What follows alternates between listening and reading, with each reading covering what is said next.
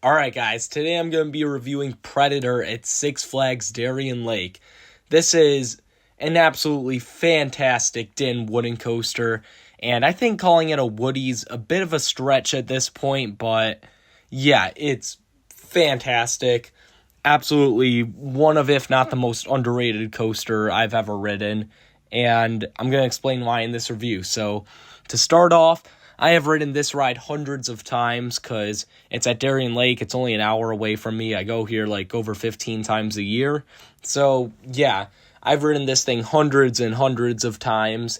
So, I have a better feel for this thing than the majority of people, especially in its newer form, because I've ridden this countless times in its newest form because, yeah, it's ridiculous. But we'll get to that in a bit. But to start off, you got presentation, and I mean, what do you really want from a Six Flags wooden coaster, especially one at a lower tier park? You got the sign, you got the queue, you go up, it's a pretty barren station. I mean, yeah, what else can I say? The trains on these, they're the normal PTC trains you'll find on like Ravine Flyer 2 or Voyage. They're good. I definitely like them because you can hold them up pretty well, the lap bars. But I know a lot of people don't like these because, yeah, they just are tight or whatever. Again, just push up on the lap bar during your ride. You won't get stapled. You'll get plenty of room, especially since the crews here are usually good about letting you get a bit of room. So, yeah, that's much appreciated. Something that I will note that a lot of people are complaining about with this new version of Predator is that the seat belts are a lot tighter. And yes, like the maximum like they can go out is a bit shorter than like the furthest like they can go out now, but it's like whatever. You're getting past minimum verification anyways if you have the seat belts all the way out and you're still like hitting them. So I mean, it doesn't matter. The seatbelts are a wash for someone like me. For someone bigger, they could be an issue. But again, I think you're hitting minimum verification before you are hitting like the max the seatbelts can be loosened. So it's a wash anyway. It doesn't matter. So you'll pull out of the station, and I'm going to go over front row and back row ride experiences because they're different. I'm definitely a front row guy on this one. I'm a front row rider for a lot of things just because the airtime's more aggressive, and the airtime is definitely more aggressive on this thing in the front. So definitely go towards the front row 2 if you can, because for some reason the seatbelt just feels a bit looser there, specifically the unload side, which I would recommend row 2 unload side because even if it's just perception or something, there's something about the airtime that's a bit stronger in that second row than the very front, I feel like. So, yeah, second to front, unload side, I think is the magic seat here. But anyways, you'll pull out of the station, and you'll enter the roughest part of the ride now, which is the turnaround before the lift hill. So, yeah, this section obviously has not gotten retracked in forever, and you can tell it's really rough, but I don't care. So, yeah, this is kind of a funny way to start the ride. So you'll start up the lift hill, and you'll get a good view of the lake or whatever when you're at the top, but then you're going to head down the first drop. And in the back, this is a definitely ejector-filled first drop. You're going to get some good laterals to combine with that as well. It's almost feels like a bit of a weaker version of the second drop on Comet at Hershey Park. So, yeah, it's a great airtime moment. And then you hit the sustained hill after that. That's a bit of flow-jector pretty much anywhere you go. It's definitely strong. It's not nowhere near the strongest moment on the ride, actually. But, yeah, it feels sort of like a B&M Hyper Hill in a way. It's sustained. It's flow-jector. So, yeah, it's pretty good. But then after that comes the real chaos. And in the front, this next moment has a case of being the best part of the ride. But I think it's 2 other moments personally. But the transition into the Titan track here, it almost feels like a launch, and the pop of airtime you get cresting into the first turnaround here with the Titan track, oh my god, it's so strong. It's like pretty much RMC level airtime right here. Like, it's literally on par with something like Twisted Colossus level airtime. And to combine with that in the front, you're going to get chucked to the right as you fly around this turn while you're midair. It's such a violent moment up front. It's perfection. In the back, you're not really going to get that, but you're going to get a good ejector pop coming out of this turnaround. And I know a lot of people say, oh, the Titan track killed this drop-off. It's still really good.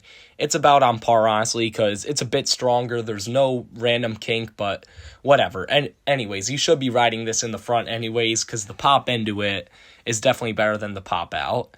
So after that, you're going to get another good ejector pop on this next hill, and it's fairly sustained as well. It's definitely stronger up front too, but you're going to get a good pop in the back also. And then after that, you're going to hit what used to be the death turn, what used to be by far the roughest part of the ride, but now it's butter smooth. You fly through this thing, and you get another great ejector pop going into this in the front. It's a bit of floater in the back, but it's still something. And you'll get pinned to the left side of the train as you go through this turnaround. And after this, you're going to just fly through these next two hills, because they put Titan Track on these next two hills this year. And before, you'd feel the transition from the Titan Track to the old track, and it'd be very jarring. You'd definitely notice the difference there. Now, it almost feels like you're launching, just how fast it is going through this new section. And oh my god, it's not even just the fact that it's faster. I saw they reprofiled these as well to make them sharper. So, yeah, now these are, like, good RMC ejector moments, they feel like. Like, not even just like, oh, yeah, they're pretty much RMC. Like, no, these are on par with some of the best moments on the mid-tier RMCs, these two hills. They send you absolutely skyrocketing out of your seat, especially in the front. In the back, they're ejector, but they're not as strong. Towards the front, oh my god, these things shocked me the first time I experienced them. Like, the bruises on your thighs you'll get from marathoning this ride, from these two spots in particular, is just wild. There's nothing I could have ever seen coming that would have made me think these two moments would be as strong as they are currently, but here we are. These are some of the strongest ejector moments, just period. They're phenomenal.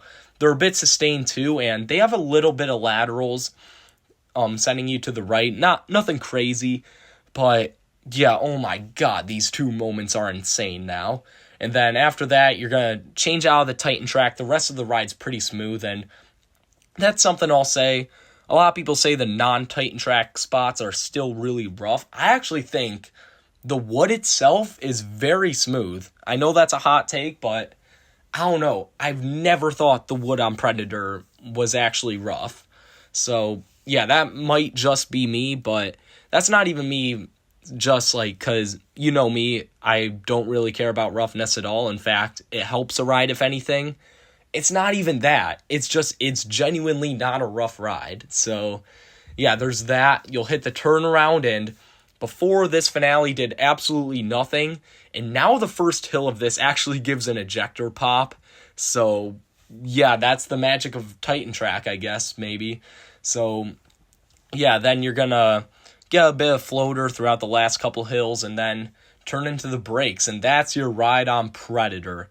This thing is an absolute powerhouse, and it just keeps on going and going, and even now, it still got some great ejector airtime in the finale, like towards the end of the ride that it didn't have before, that it does now. It's just such a perfect coaster. I did not think I'd ever have a ride this good at Darien Lake, but somehow Predator's turned into one of the best coasters, period. It's turned into a top 20 coaster for me, okay? I have this ranked at number 19 right now, one spot behind Twisted Colossus, and one spot ahead of Fury 325. Alright, I have this thing over Fury 325. It is that good. So for this ride's final score, I'm going to give it a 941 out of 1,000. This ride is just perfect. I love this thing.